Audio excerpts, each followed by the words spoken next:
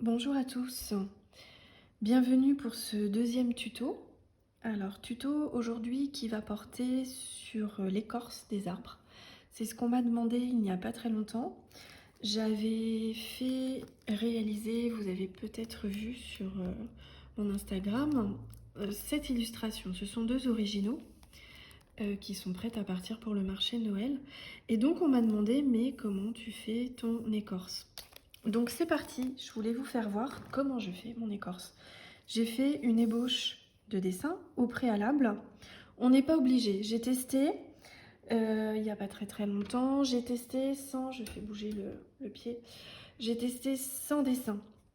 Donc voilà, sans dessin, donc ça fonctionne aussi.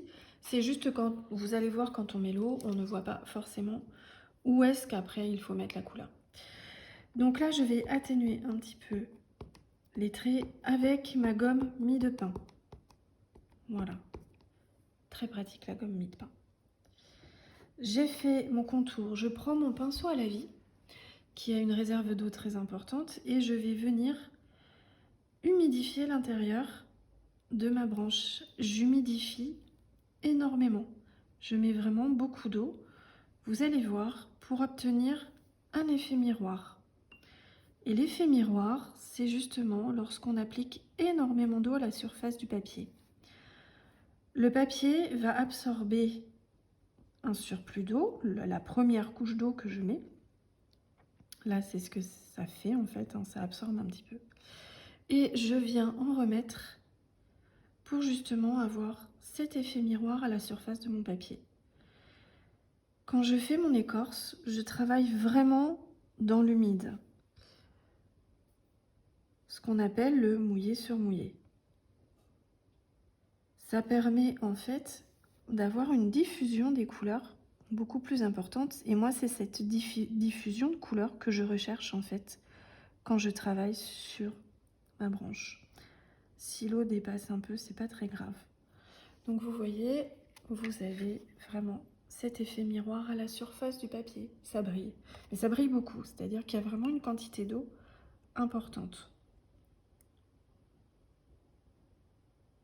Voilà. J'en remets, vous allez voir. Ensuite, avec un pinceau plus fin, nous allons travailler avec des lavis et des couleurs intenses. Là, j'ai déjà préparé mes palettes. Je les nettoie rarement. C'est vrai que comme ça, mes mélanges sont prêts. Donc, je travaille avec un terre de sienne, un terre d'ombre brûlée, pardon, excusez-moi, un terre d'ombre brûlée chez Sennelier qui a été un petit peu mélangé avec l'ocre et le terre d'ombre chez Winsor & Newton. Voilà. Et vous avez un terre d'ombre brûlée qui doit être par ici, mais qui est mélangé avec les autres. Là, vous avez un gris de chez Winsor. Là, vous avez le terre verte brûlée chez Sennelier. Et là, le vert de vessie chez Winsor & Newton. Je vais peut-être essayer de rajouter cette couleur, le Garance brune. C'est un brun, mais vraiment sur une teinte un peu rouge-orangé, donc qui est très beau. Là, comme j'ai parlé, moi j'ai envie de remettre un petit peu d'eau. Donc, on va travailler sur ce joli miroir. Je commence avec des teintes assez claires. Alors, on va enlever les petits cheveux sur mes palettes. Là, j'avais déjà fait des mélanges. Il y avait un ocre jaune, il y avait le terre d'ombre. Là, il y a un petit peu de terre d'ombre brûlée chez Sennelier. Et j'y vais. Là, on va travailler avec le lavis. Et je vais venir poser ma couleur qui va se diffuser. Alors, j'aime bien laisser un bord un petit peu moins humide. Et là, je travaille sur le papier anneleux. Et je continue comme ça, par touche. Je commence par le bord de mon écorce. Ok ? Et je vais venir faire le tour de l'écorce en apposant quelques touches de peinture. Et vous voyez déjà que la couleur fuse et se diffuse au niveau de l'eau.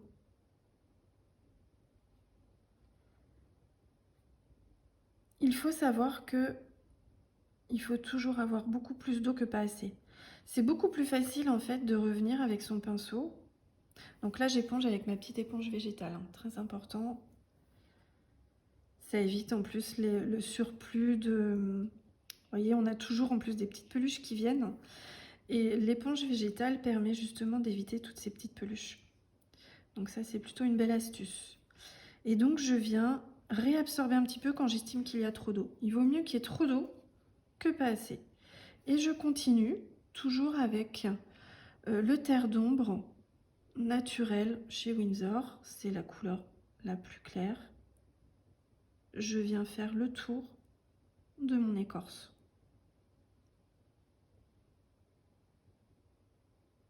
Ce qui va permettre à la peinture de se diffuser au centre. Allez, on a presque fini. On vient faire le tour.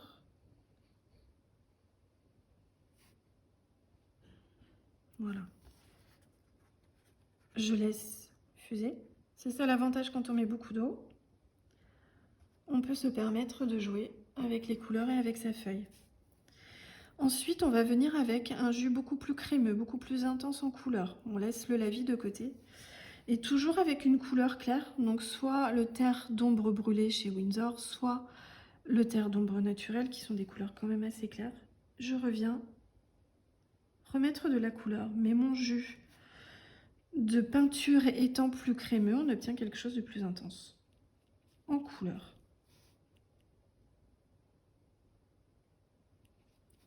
Donc là, on va commencer à pouvoir travailler également sur le centre de l'écorce, même si je continue à travailler sur l'extérieur, puisqu'après, vous voyez, je vais venir jouer avec les couleurs.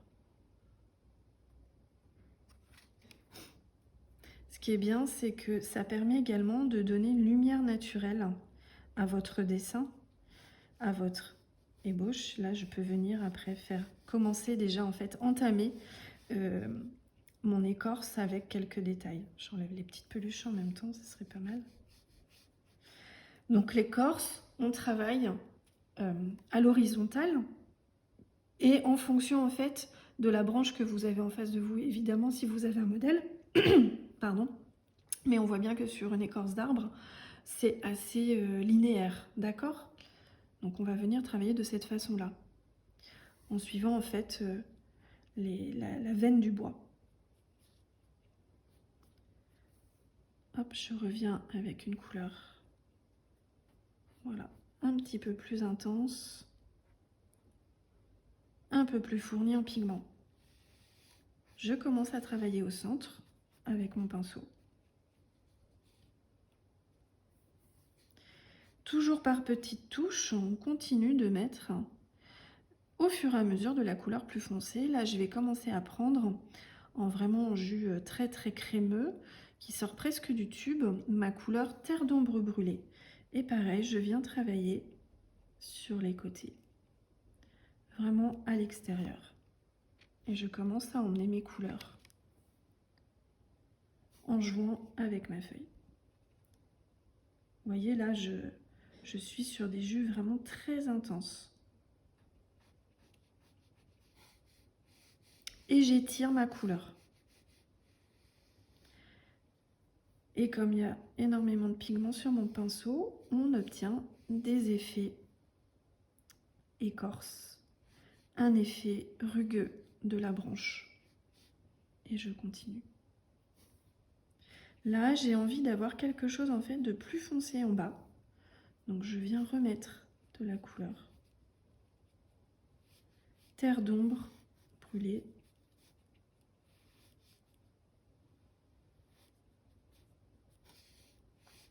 Et je continue mes effets. Là, il y a un petit peu trop d'eau, je n'en veux plus, en tout cas j'en veux moins, pour obtenir cet effet un peu granuleux en fait de la peinture. En plus, le terre d'ombre chez Sennelier est un petit peu granuleux, donc c'est parfait pour donner l'aspect écorce. Ça, c'est top. Je continue.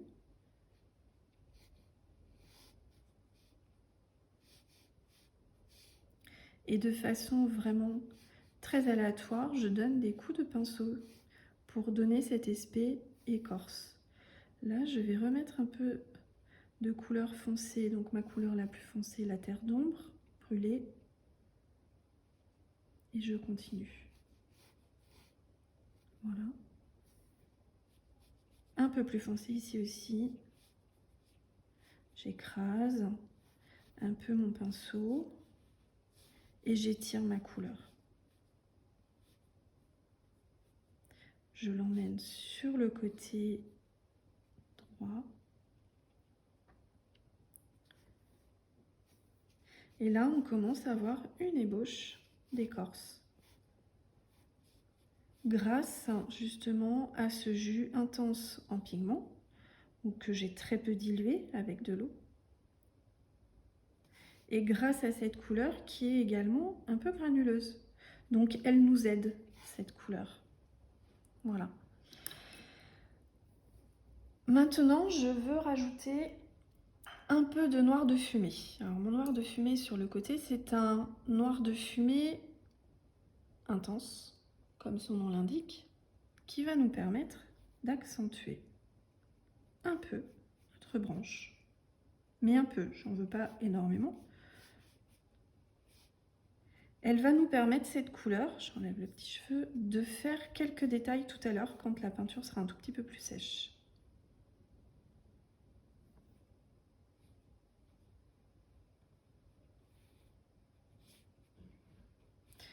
Voilà. Je n'en veux vraiment pas beaucoup, c'est juste pour donner un peu plus d'intensité. Alors elle fuse également, voilà, elle se mélange. Là je suis sur un noir de fumée chez Winsor & Newton. Mais vous en trouvez dans plein d'autres marques, il n'y a pas de souci.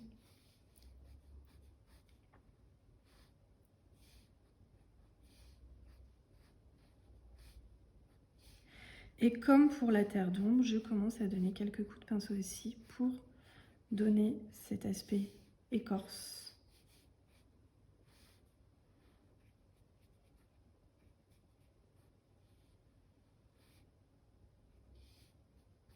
Voilà.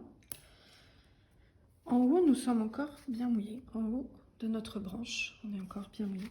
Donc du coup, je vais commencer à prendre mes verres pour faire l'aspect un peu mousse de ma branche.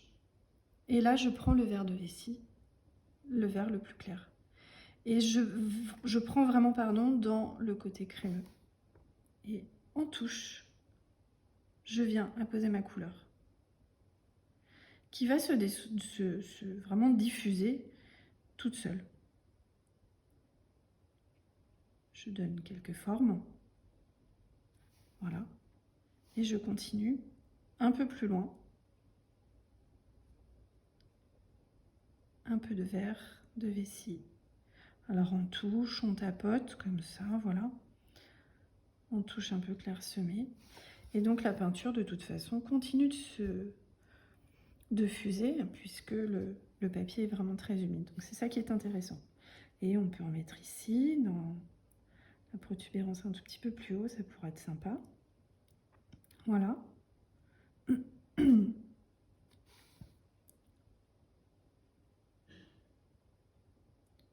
On touche. Voilà. Maintenant, je vais prendre le vert le plus foncé. C'est le terre verte brûlée que j'ai pris, celui-ci, chez Sennelier. Et je vais venir accentuer mon vert de vessie.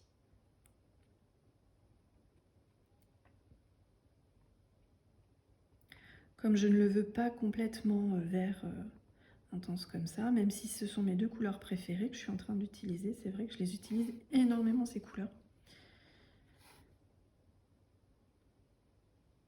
Ça va venir un petit peu atténuer, et puis pareil, donc ça se diffuse, donc c'est super intéressant. Et ça donne un peu de profondeur en fait. Également au vert, on n'a pas des verts qui sont tous unis comme ça, uniformes, surtout dans la nature. Voilà, et puis après je joue, je fais fuser les couleurs entre elles. Voilà. Ce que vous pouvez faire également avec un pinceau très fin. Il est où mon petit pinceau? Tout fin, tout fin, tout fin. Oh, c'est pas grave. il est là-bas. J'ai un peu une table en bazar, étant donné que je suis en préparatif de marché de Noël, c'est un peu le bazar. Je reprends un petit peu de verre de vessie avec un tout petit pinceau. Vous voyez, il est vraiment tout mini. Et comme on est encore bien humide sur ma feuille, je viens faire quelques détails. J'étire ma couleur en fait vers l'extérieur pour faire quelques détails d'herbe. Et donc là, vous avez évidemment les couleurs qui se mélangent et c'est super parce que du coup, vous obtenez quelque chose complètement asymétrique au niveau des couleurs. C'est intéressant. Et puis également d'uniforme, enfin d'uni en fait avec votre peinture. Il n'y a pas de séparation entre ce qui est sec et ce qui est encore mouillé. Et ça, j'aime beaucoup. J'aime beaucoup cet effet-là. Hop, de nouveau un petit peu de verre, de vessie, et je viens faire pareil à côté. Bon, ça sert à rien non plus d'en faire 36, mais voilà, un petit peu de détail, c'est sympa.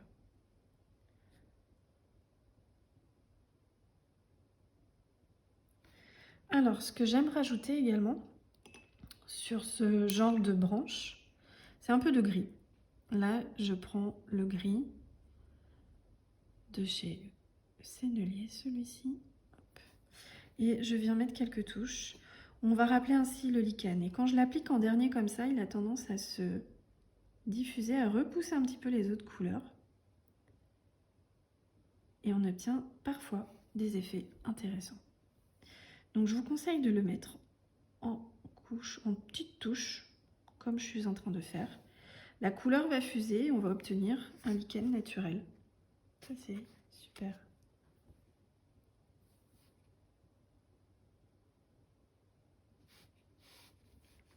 On peut en mettre également un petit peu en bas.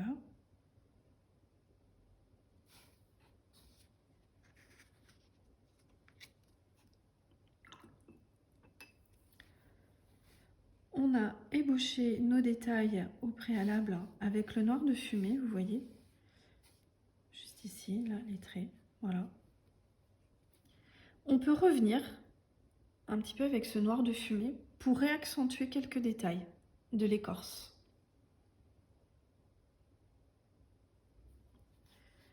Par exemple, juste ici, vous voyez, on est quand même sur un papier qui commence un peu à sécher au centre.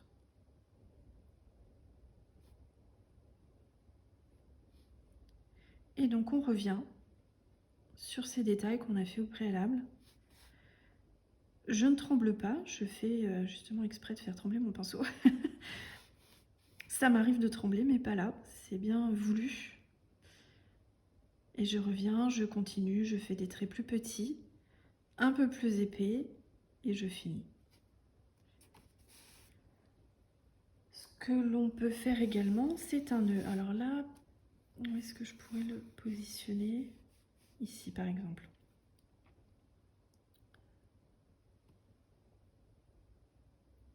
Donc, un nœud d'arbre en suivant un détail, par exemple celui-ci.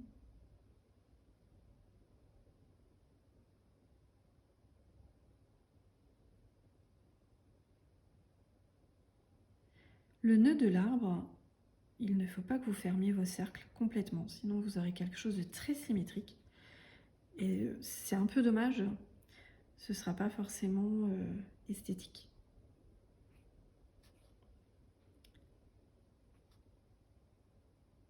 Donc essayez de faire des demi-cercles, comme ceci. Voilà. Écoutez, je pense que c'est fini. On pourrait faire plus. J'aurais pu faire moins. Non, on pourrait faire plus. Mais là, je trouve que c'est déjà pas mal. On va attendre que ça sèche. Et vous avez deux versions. Celle-ci, je l'avais faite juste avant. Mais j'étais pas du tout satisfaite. Et au final, c'est plutôt pas mal. Quand ça sèche, vous voyez beaucoup plus de marbrure avec l'aquarelle. J'avais mis énormément d'eau. Donc voilà, c'était un travail un petit peu différent. Mais à quelques temps d'intervalle, vous avez deux écorces complètement différentes. Je ne sais pas si vous voyez. Voilà. N'hésitez pas si vous avez besoin pour le matériel, si vous avez des questions, n'hésitez pas sur Instagram, sur YouTube, je mettrai le lien, à venir vers moi et surtout à poster vos illustrations que vous allez faire sur ce tuto sur le hashtag aquarelle marinette 2. Voilà, avec plaisir je regarderai et si vous avez des demandes, bah, n'hésitez pas. Voilà, à bientôt.